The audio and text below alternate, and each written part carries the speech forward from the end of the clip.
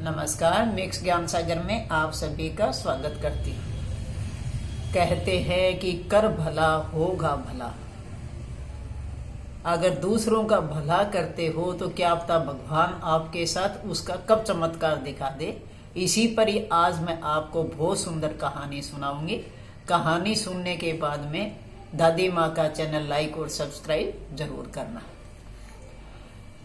एक गांव में एक बूढ़ा किसान था और उसका बेटा था।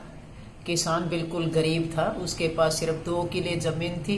उसी से ही वो दोनों बाप बेटे अपना गुजारा करते थे। बेटा कहता, पिताजी अपने इतने गरीब हैं, लोगों के पास इतना पैसा है, लोग गाड़ियों में घूमते हैं, भगवान ने हमें इतना गरीब क्यों बनाया है। उसके पिता कहने लगे, बेटे ऐसे चिंता नहीं करते, क्या पता तुम्हारे साथ ही कभी चमत्कार हो जाए, क्या पता कब हम भी तो ऊंचे इंसान बन सकते हैं। सब सारा समय एक जैसा नहीं होता। ऐसे ही सोचते सोचते एक दिन एक बार नगर का राजा जो था वो बूढ़ा हो गया। उसने पूरे राज्य में घोषणा कर दी कि कल जो है दोपहर के समय सभी का इंटरव्यू होगा। सर्दियों का टाइम था, बहुत भयंकर सर्दी थी। सबको वहां पर बुला लिया कि इंटरव्यू होगा नए राजा के लिए, और जो इंटरव्यू में पास हो जाएगा उसी को ही राजा घोषित किया जाएगा। वहां पर बहुत दूर दूर से भी लोग आए। सभी जिनने सोचा कि मैं इतना पढ़ा लिखा हूं, मैं इतना ज्ञानी हूं, सभी वहां पर पहुंच गए राजा बनने के लिए, क्योंकि सभी की इच्छा होती है कि मैं राजा बनूं, मैं राजा बनूं।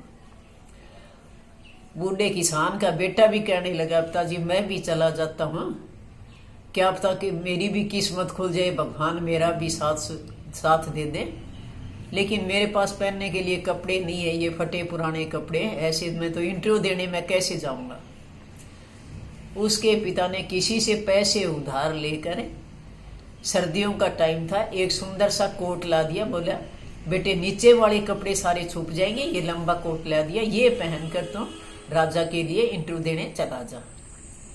वो घर से निकलता है, क्योंकि दूसरे शहर में जाना होता है, तो उसने अपने खाने का भी टिफिन ले लिया और बड़ी जैकेट उसने पहन ली। आगे जा रहा था तो एक सड़क के किनारे एक बहुत बूढ़ा व्यक्ति बिल्कुल सर्दी के अंदर कांप रहा था सर्दी में। और उसने सोचा, देखा सड़क के किनारे एक बूढ़ा आदमी सर्दी में जो है कांप रहा है, यहाँ तो ऐसे अगर बैठा रहे तो थोड़ी सी देर में ये अपने प्राण ही त्याग देगा, मैं क्या करूँ अब इसके लिए। तो उसने सोचा, चलो और तो मैं क्या कर सकता हूँ, मेरे पास ये कोट है इतना बड़ा, ये इसको दे देता हूँ, इसकी बेचारे की सर्दी रुक जाएगी।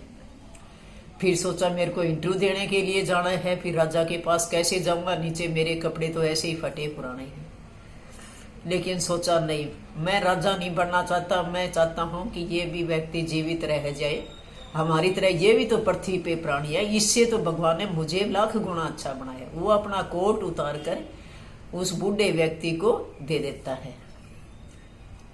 और फिर कहता है, वो बूढ़ा व्यक्ति कहता है, बेटे मुझे भूख लगी है, तो मुझे कुछ थोड़ा भोजन अगर आपके पास हो तो वो भी दे दो, क्योंकि कल से मैं सर्दी में यहीं कांप रहा हूँ, मुझे कुछ नहीं मिला खाने के लिए।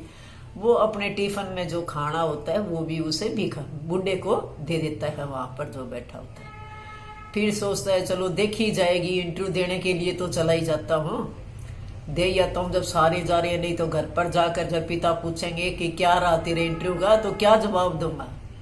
वो भी चला जाता है। वहां पर राज दरबार में बहुत से लोग बैठे थे, अच्छे सज धज कर आए थे, किसी ने कुछ डाल रखा था, किसी ने कुछ ही, अच्छे ठाट बाट से सज धज कर आए थे सारे।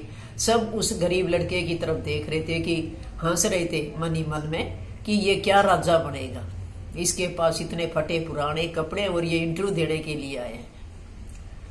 थोड़ी देर वहां बैठे रहते हैं, तभी राज दरबार में वो राजा पहुंच जाता है इंटरव्यू लेने के लिए।